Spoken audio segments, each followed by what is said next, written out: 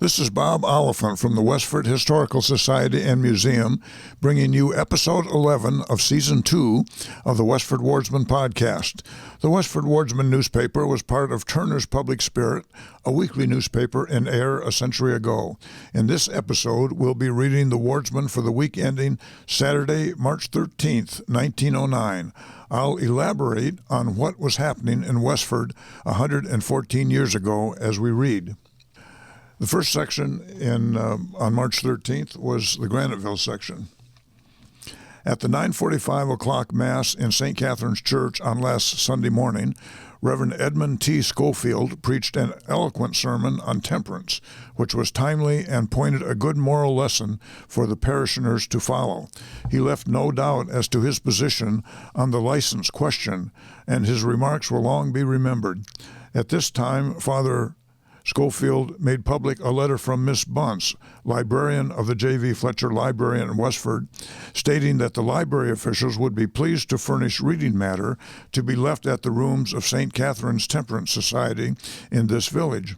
The kindness is greatly appreciated, not only by the pastor and parishioners of St. Catherine's Church, but by the members of the Temperance Society as well. Reverend Mr. Taylor of West Chelmsford officiated at the services in the Methodist Episcopal Church on Sunday, and with Mrs. Taylor were the guests of Mr. and Mrs. W.C. Wright of this village during the day. Reverend Francis D. Taylor, no relation to the Taylor family of Westford, was the former pastor of the West Chelmsford Methodist Church from 1906 to 1908.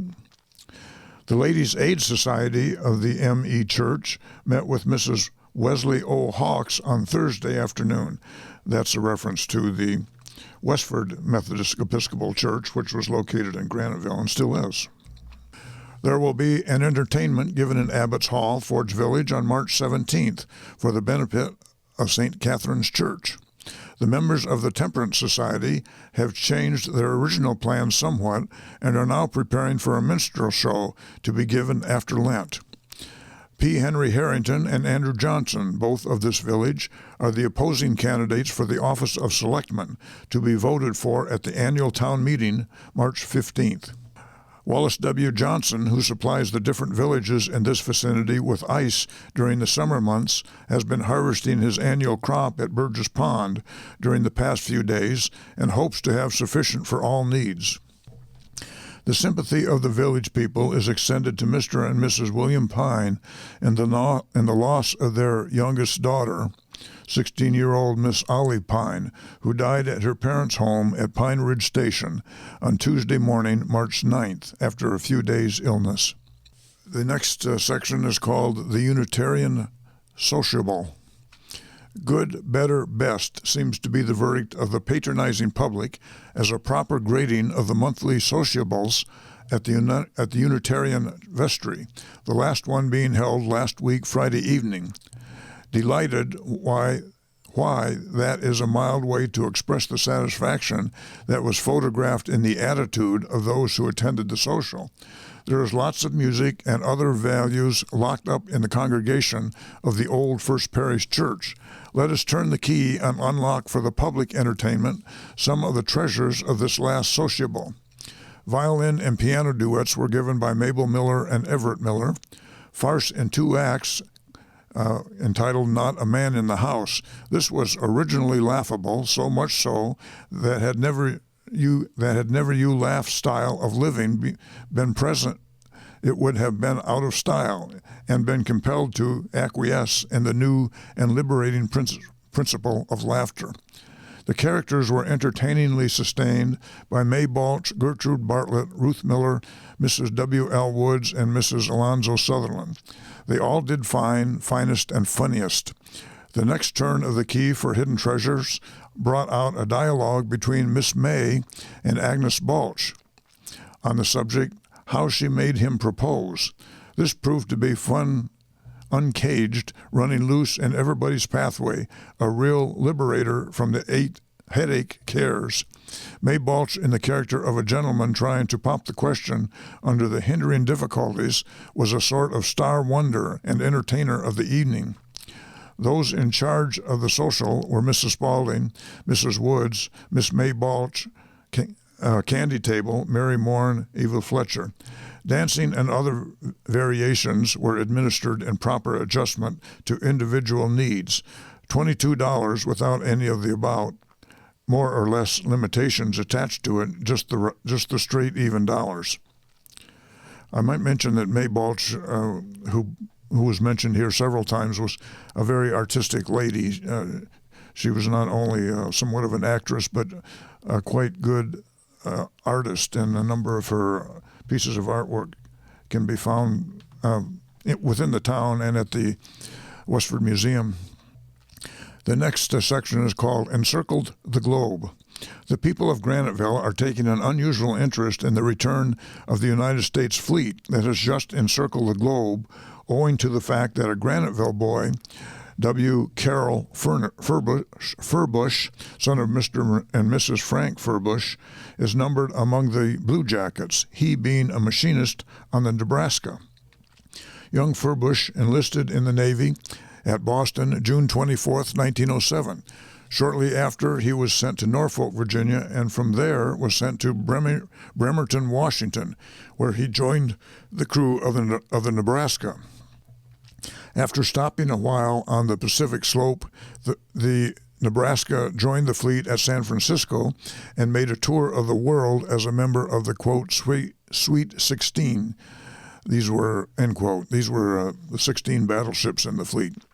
Carroll has written frequently to his parents here and appears to be greatly pleased with his position.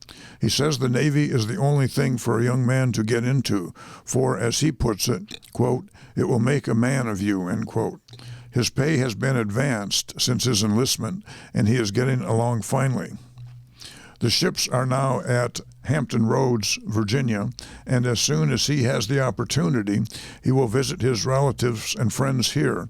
Young Furbush is but 20 years of age, has served over 1 year, and will be but 23 years old when his 4 years' term has expired. He is very fond of the water, and it is possible he may enlist again. I have a few comments on the Nebraska. It was one of the 16 battleships with their escorts in what was called the Great White Fleet that President Theodore Roosevelt sent around the world as a demonstration of American military power and the capability of our Navy.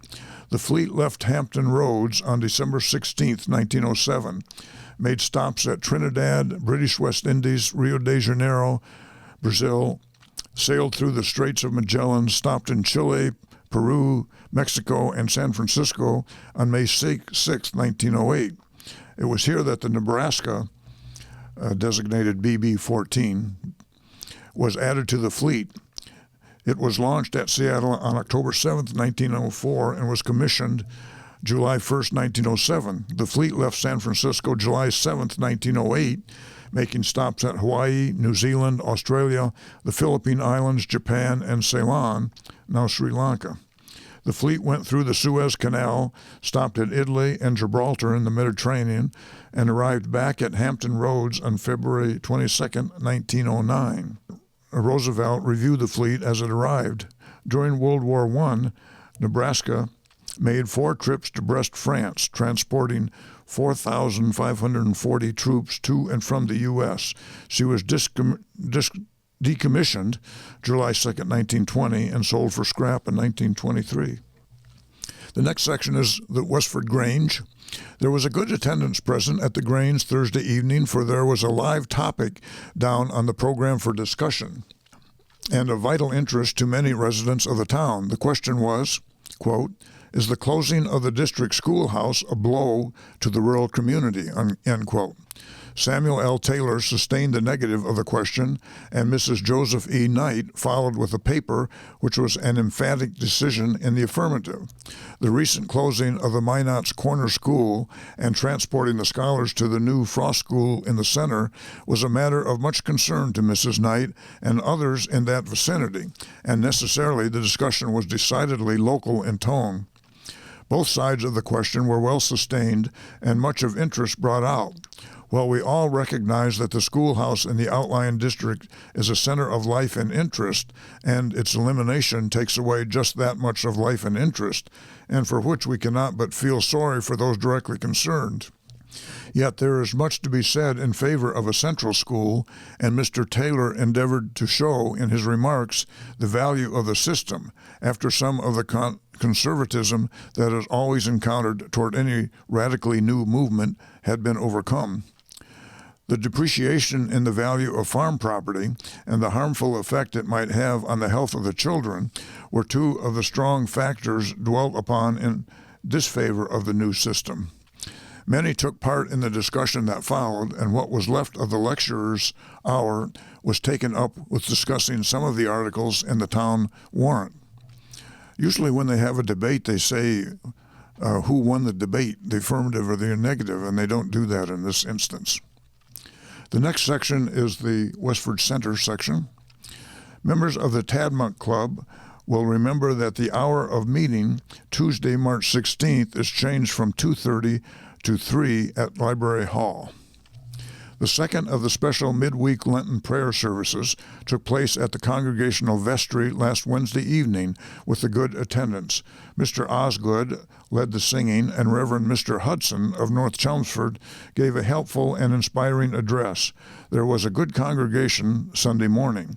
Mr. Marshall's theme was true success and was well elucidated. At the evening service, Mr. Marshall conducted a preaching service and Mr. Osgood a praise service from the Alexander Songbook. Dr. Orion V. Wells has purchased the property of the late Dr. Sleeper at 29 Main Street. When I give street numbers, those were not available in 1909. We did not get street numbers, I think, until the 1940s or 50s, or maybe the 1930s, but not before that. So those are the number of the current house at that site. The next section is about town. Frank D. McGlinchey, who met with a serious accident several weeks ago while clearing away the ruins of the burned mill at North Chelmsford, has recovered sufficiently to leave the Lowell Hospital for his home at Westford Corner. The J. Murray Chamberlain place at Chamberlain's Corner had been leased to Everett Ward of Lowell. Mr. Ward is at present in the employ of Arthur G. Boynton and collects milk in Westford for the Lowell market. Chamberlain's Corner is the intersection of Main Street and Chamberlain Road on the kind of east side of Westford, not too far from the Chelmsford line. The heavy rain of a week ago caused a small landslide on the Stony Brook Railroad at the corner near Westford Station. Both rails were covered with the debris. Fortunate that the obstruction was soft, as a fast-running freight plowed right through it, the sharp curve preventing any opportunity to stop before colliding. The next section is called Accident. Monday morning, while John J. Dunn was sawing wood with a gasoline engine for CRP Decatur, his coat sleeve came in contact with the saw, drawing his arm against the saw, shaving the flesh nearly to the bone. Fortunately, that the arm had a sidewise contact with the saw instead of crosswise, which would certainly have resulted in amputation. The accident was caused by Mr. Dunn reaching down and sidewise of the saw to clear a collection of sawdust that obstructed the wood from coming in contact with the saw. Mr. Dunn was quickly removed to his home in West Chelmsford, and Doctors Varney and Gage summoned. No ill effects other than painful endurance are anticipated. The next section is called Thieving. A brief summary of the avocation of thieving carried on within a few weeks in town might serve as a public guideboard in a small way, not only as a look out for your turn next, but as a possible trail to locate the headquarters of the industry. Not to go so far back as the horse-stealing epidemic, but more recently burglarizing the house of Mrs. George Drew on the Boston Road, thence southerly towards Parkerville, stealing a double-barreled shotgun and about $10 worth of furs, thence countermarching northerly to the J.V. Fletcher Library and taking up a collection amounting to about $8, from the money drawer for the benefit of midnight operatives, thence easterly to the academy, where the principal currency was in Greek and Latin. Not being able or willing to interpret it into a hurry-up cash basis, the trail is now northeast to the farm buildings of Charles W. Whitney on the Lowell Road, where a nearly new harness was removed from the barn, thence southeast to the farm of Evan Prescott on Main Street, opposite Chamberlain's shop. That was right near Chamberlain's Corner also, where this midnight visitor of the skunk variety of humanity resolved to go into the poultry business, with Mr. Prescott and his poultry as silent partners. This trail, although covering several weeks and widely apart localities and varied desires, bears some evidence of one dictation. It is evidently not the work of a literary genius so thirsting for knowledge that the library and the academy must be worked like an industrial overtime bill. The foundations of literary institutions do not tally with the trapping of hunters, but the cash drawer does. The next section is called Unitarian. Both hopeful and helpful are the recent additions to the choir of the Unitarian Church, what we call the First Parish Church, and the lonesomeness of the situation for man has been agreeably relieved by the presence of John Feeney Jr., Ray Hamblin, Everett Miller, Frank J. Johnson. While not so noticeable because not so lonesome the situation, yet equally as valuable and appreciative have been the more gradual additions to the softer and higher altitudes of the choir, either in solo, duet, or chorus, in the tuneful chiming of the voices of Miss Anna Drew, Miss Grace Bennett, Miss Gladys Fletcher, the Mrs. Mabel and Ruth Miller, and Mrs. Virgil Mitchell. The young and active of the Unitarian Parish are preparing an entertainment to be given Friday, March 26th at the Town Hall. One item in the entertainment will be a play entitled Union Depot. About 50 characters are represented. The first rehearsal was held Thursday evening. I tried to find out what this play was, and I think it's a play called Union Depot that was unpublished, but written by Gene Fowler, Joel Laurie Jr., and Douglas Durkin. The basis for the Warner Brothers movie Union Depot that was released in 1932, starring Douglas Fairbanks Jr. and Joan Blondell. The next section is called Town Affairs. The sharp contest for some town officers and the license question make it certain that every voter knows that the annual town meeting will come off according to schedule time next Monday, March 15th. The polls will be open for your opinions at 8 a.m. and may be closed against opinions at 1 p.m. This space of time relates exclusively to the election of town officers and cannot be infringed on by other town business. The business following an election of officers can be transacted more easily and intelligently if the voters are prepared. As a means to this end, read and ponder the report of the Finance Committee mailed to every voter. It is a short businesslike statement of existing conditions upon which is based a wise, conservative recommendation for the future. Curtailment is the vital word to keep the rate of taxation down. This is correct, but just where taxpayers may differ. Then there's somewhat of a lengthy discussion of some of the items. And the last paragraph reads, the annual town reports have been distributed and much useful information can be gathered from it as a basis of action for town meeting and as a confirmation of the report of the Finance Committee. It is growing in size every year as well as importance and contains 26 pages. The most important recommendation is that of the Superintendent of Schools in urging the consolidation of the Stony Brook and Nebnasset schools in a new two-room building at some central point. The population for the Nebnasset School is at one side of the district and the schoolhouse at the other. Like many other locations, the center of territory was equilibrium and not population.